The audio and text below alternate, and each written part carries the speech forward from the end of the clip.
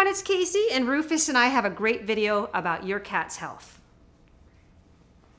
Rufus, you're being a good kitty.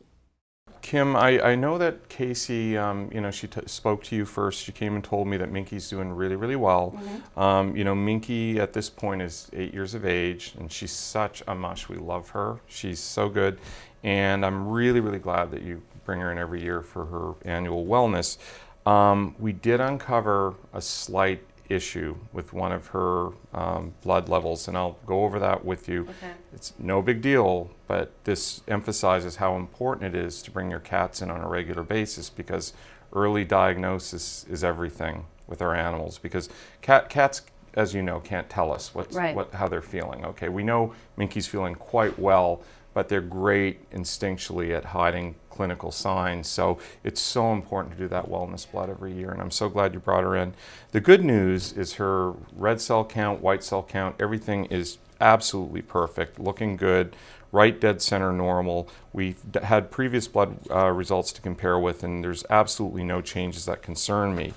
However, when we look at a couple of parameters, now this globulin level is up a little bit. Mm-hmm.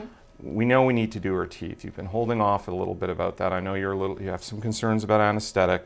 I think we're going to have to move forward with that eventually, because you know we don't want her to be in any discomfort because of her teeth.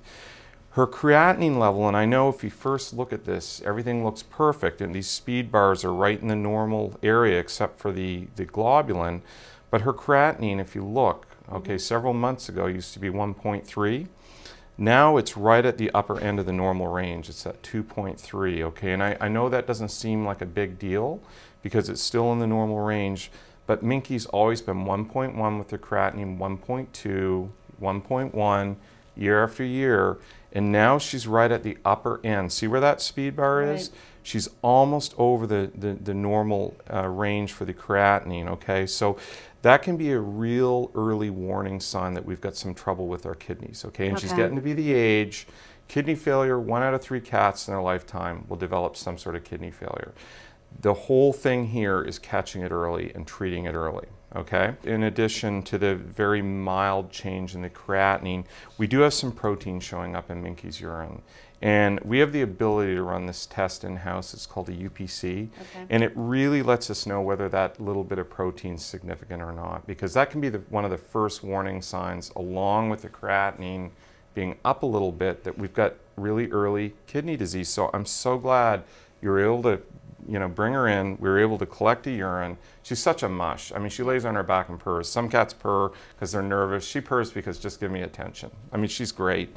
So anyway, Casey's going to go over everything with you as far as the diet, the amount to feed her, and we should be all set for the next few weeks. But I'd like to see her back in a couple of months, and we'll take it from there. Okay, any questions? No, I mean, it sounds like we can do something about it. Oh, so. The early treatment is so crucial with cats with chronic renal insufficiency or chronic renal disease. She can live a fairly normal life with great quality life expectancy, great quality life, as long as we stay on top of this. Awesome. Okay? Okay, I can do that. Okay, great. Awesome.